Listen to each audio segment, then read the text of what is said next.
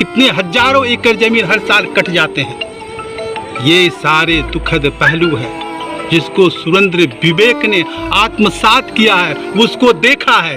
इसी पीड़ा और बेचैनी के साथ मैं इस विधानसभा में चुनाव लड़ने आया हूँ। नमस्कार, मैं हूं संतोष कुमार, आप देख रहे हैं डीएसटी लाइव। आज साहेबपुर कमाल विधानसभा क्षेत्र का नॉमिनेशन समाप्त हो गया। लगभग जो महासंग्राम दिखा वो तो मुख्य रूप से 3 दल के थे। महागठबंधन के कैंडिडेट सत्तानंद संबुद्ध उर्फ ललन यादव, उसके बाद यूँ कहें कि राजग के कैंडिडेट शशिकांत कुमार शशि और अमर कुमार सिंह, और आज तीसरा कैंडिडेट जो उन्होंने नॉमिनेशन कराया वो लोजपा के थे सुरेंद्र विवेक जी। सबसे बड़ी बात देखने को ये मिली कि जहां ऑडी और मर्सिडीज की कतार थी, जहां स्कॉर्पियो की भरमार थी, जहां मोटरसाइकिल का लाखों के हिसाब से भरमार थी, वहां पर सुरेंद्र विवेक ने एक साधारण व्यक्ति की तरह, वास्तविक में जननेता की तरह पैदल चलते हुए नॉमिनेशन किया। बहुत ही मार्मिक बात थी और ये देखने वाली बात थी।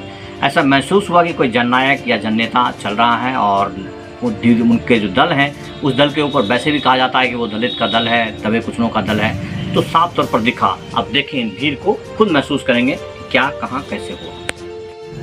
यह है पटेल चौक बलिया, जहाँ पर सरदार वल्लभ भाई पटेल अवस्थित हैं। और वहाँ पर जब ये माल्यार्पण के लिए आए हैं, सर्वप्रथम इन्होंने खुद अपने हाथों से वहाँ पर साफ सुथरा किया, उसके बाद माले को सुसज्जित किया और फिर जाकर के माल्यार्पण किया। आप देख सकते हैं जो समय लगा रहे हैं वो अपने खुद अपने हाथों से ये समझते हैं किन व्यक्ति को क्या सम्मान देना चाहिए। वास्तविक में इनका नाम इंजीनियर सुरेंद्र विवेक है और किस तरह से हमारे राष्ट्र के धरोहर को या कहें कि स्वतंत्रता सेनानियों को कितना सम्मान देना चाहिए उन्होंने दिया है, भरपूर सम्मान दिया है। उसके बाद जनता की तरफ रूबरू हुए हैं और यहाँ से मात्र 200 मीटर की दूरी पर जो देख सकते हैं कि जो पहले के नॉमिनेशन में, आज से पहले जितने भी नॉमिनेशन बलिया में हुए, उस नॉमिनेशन में सिर्फ गाड़ियों की कतार दिखी और यहाँ पर जनता की भरमार है। ये वास्तविक लगता है कि जो समझदार इंसान हैं, जिन्होंने समझा पब्लिक के दर्द को, जिन्हें महसूस हुआ कि मुझे जनता के बीच रहना चाहिए और जनता के साथ चलना चाहिए, वो ऐसा इन्होंने किया है। आज सारे परंपराओं को निभाया है इन्होंने पब्लिक के साथ। जिस तरह मुझे लगता है कि यदि यही दिशा और दशा रही तो ये जनता के साथ चल पाएंगे।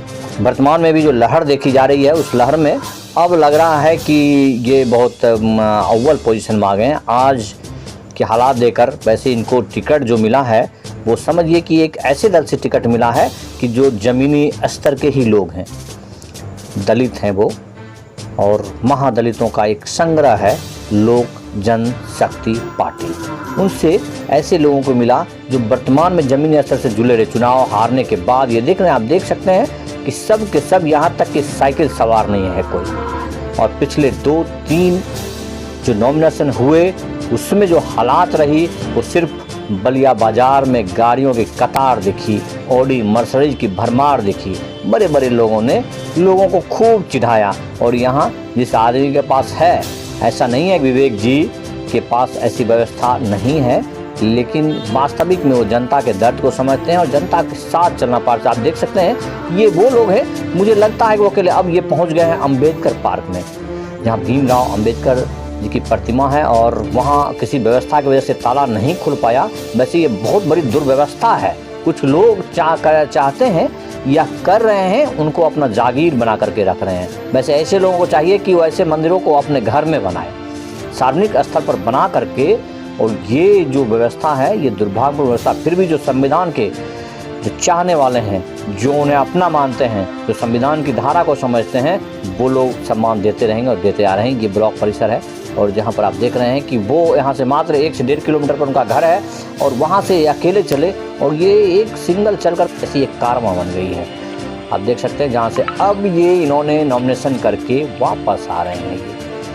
ऐसा कभी देखा ही नहीं गया कि आज आपको सारे निबंध अनुबंध को तोड़ा गया, लेकिन यहाँ इनके जनता, जिन्हें आप कहते हैं अशिक्षित हैं, दलित हैं, दबे हैं, कुचले, देखें आपकी बैरिकेड के पीछे ही हैं, वो आगे बढ़ने का नाम नहीं ले रहे हैं। लेकिन यहाँ मुझे लगता है कि सोशल डिस्टेंसिंग का हनन हुआ, लेकिन जनता जनार्दन जहाँ है वहाँ किसी का क्या चलता है। अकेले चल कर के आज कारवां के बीच में हैं, लोग मोहब्बत से इनको दबा रहे हैं। अब देखें कि जगह नहीं है, कौन आदमी चाह नहीं रहा कि एक बार छू करके सिर्फ, वैसे बहुत इनको परेशानी होगी। और ये बहुत समझदार इंसान है, शिक्षित आदमी है, ये फुल सैनिटाइज भी होंगे। और मुझे विश्वास है कि जब ये हैं तो इनकी जनता सुरक्षित है, और जनता सुरक्षित है तो ये सुरक्षित हैं। बिल्कुल अद्भुत है। अब इनको मिल गया है इनका युवा ब्रिगेड। ये बैकग्राउंड से काम करते हैं और इनके व्यक्तिगत व्यवहार से संतुष्ट होकर आप देख रहे हैं युवा लोग, ये पत्रकार महोदय हैं, फिर भी बिल्कुल इनकी सेवा में सदा तत्पर रहते हैं, जिन्हें ना दल से मतलब है ना किसी पार्टी से मतलब है, लेकिन इनके सहयोग में विक्टोरी चमक रहा है। लो हम बाद में आज मैं साहेबपुर कमाल विधानसभा 2020 का मैं नामांकन करके वापस हुआ हूँ, आपके बीच हूँ। साहेबपुर कमाल विधानसभा में 35 साल तक एक पार्टी और एक व्यक्ति का एकाधिकार रहा है,